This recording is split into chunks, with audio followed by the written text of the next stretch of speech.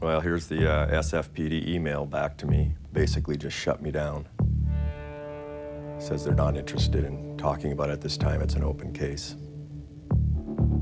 Bureaucracy, they don't want to talk about it. This is the type of email I've been getting for 6 years from law enforcement. It makes me wonder what they're hiding. All I'm asking is for them to test the evidence, and they just won't do it. You know, he was friends with law enforcement for years. Just leads me to believe that they were hiding a very good informant. Unfortunately, he was informing on his own murders.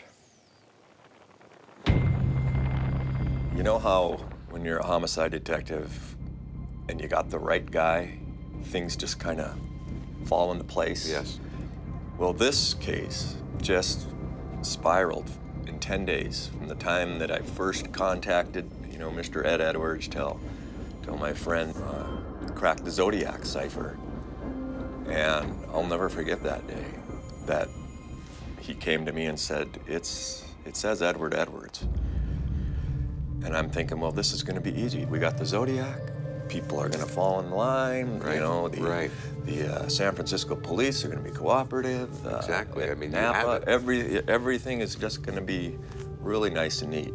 And that's not what happened. No. I mean, I would think coming from, a fellow law enforcement officer, I mean, regardless, big city, small city, we all do the same job. I mean, I've traveled, across the country, working cases, and especially with the FBI, and we're all the same. It's almost shocking that doors would be shut or people wouldn't be listening to you. I get my outside perspective of a non-cop in this. We had one that was, it seemed really willing to help, and he was shut down.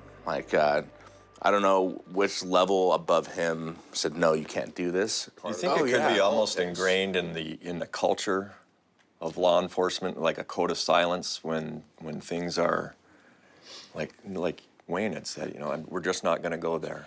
If it was my case, I'd really want to get to the bottom of it, just to squash all this and, hey, be the hero.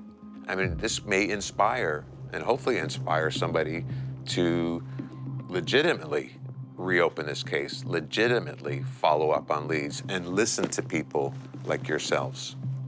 What I'm hearing from you two gentlemen today is enough to pique my interest and my involvement, because there's so many questions that remain unanswered. I'm sure there's someone out there that, would love, would take that baton from you, John, and just continue, on with this. I mean, it shouldn't end here for you guys now.